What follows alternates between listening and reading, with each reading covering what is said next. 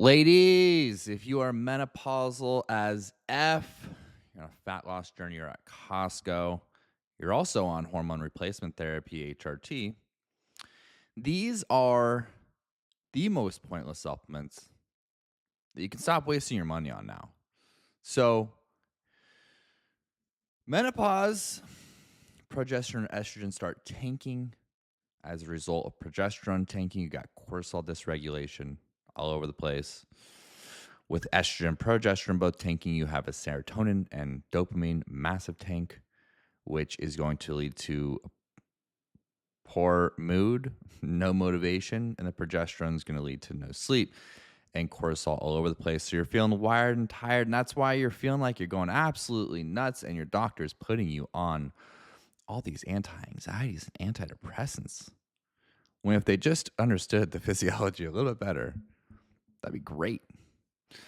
But unfortunately, from my understanding, the menopause training in medical school is about half a day of intensive. So, generalists, what are you going to do? I wouldn't have a job, so I can't be mad. If Western medicine was doing what it was supposed to do, I wouldn't have a job.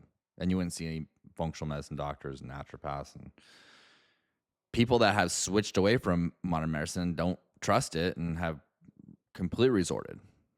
And that used to be like a woo-woo political thing, and now it's like you see both sides just failed by modern medicine. So HRT, hormone replacement therapy, most common, estrogen and progesterone. You're also seeing a lot of big uptick in estrogen, progesterone, testosterone. We'll get into testosterone in a later episode, but estrogen, progesterone, exogenously balancing things out, right? It's putting you back into levels. So there are some supplements. As a coach, I'm not looking to add as many supplements and things to a client's life as possible. I'm looking to make their life easier. Looking to take things off. I don't want to add anything else to their plate. Why would I do that? My whole motto is make a program so simple that anyone can get results. If I'm adding the ultimate amount of complexity, that's a recipe human behavior-wise for crash and burning. And arguably, if I gave someone a 50% optimal program, but they stuck to it 100% of the time, they would see results. It might take them a lot longer, but they would see results, right? So from a behavioral standpoint, adding too much to any plate, and if you look in your supplement cabinet, probably got a bunch of supplements just sitting there, right?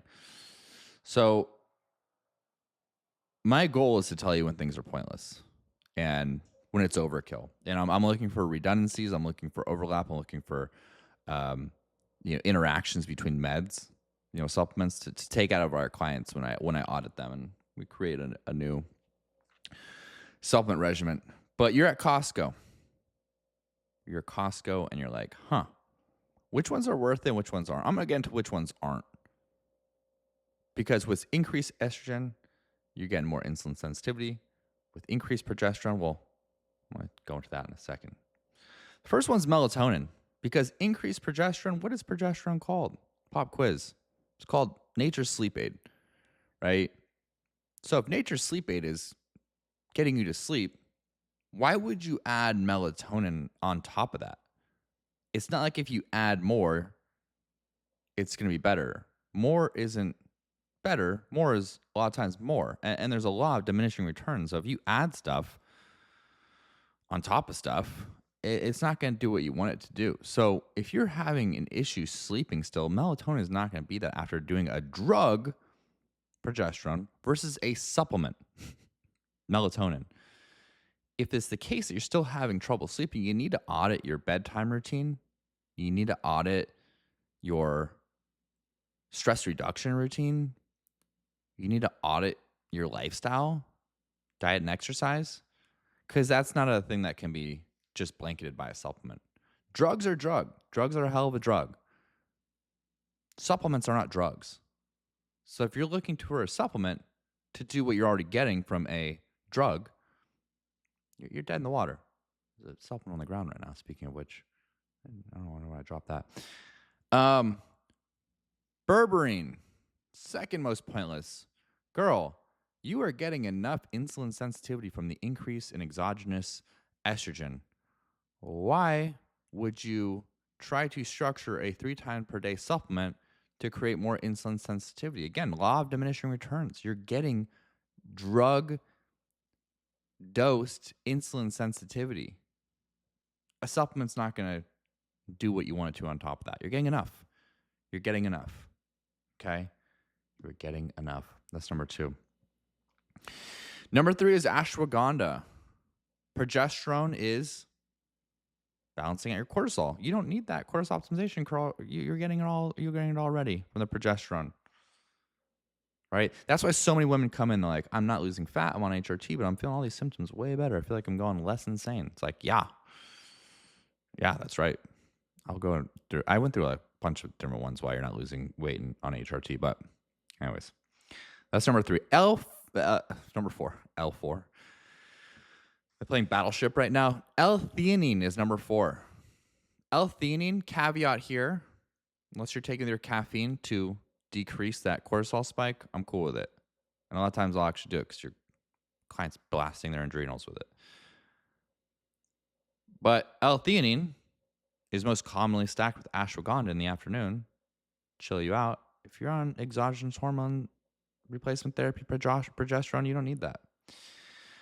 Number 5, vitamin D3 and K2.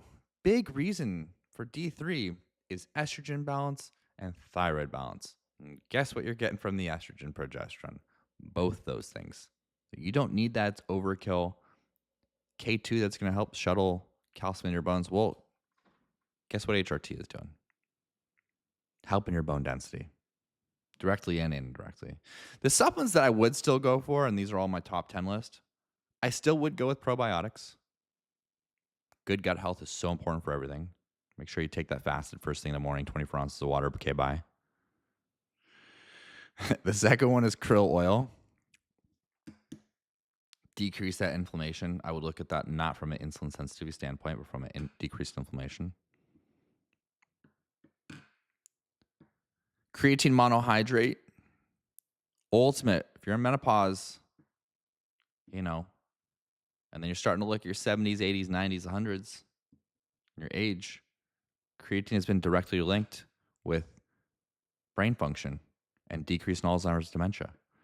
It's also going to help you get strong, right? It has a complete different pathway than estrogen.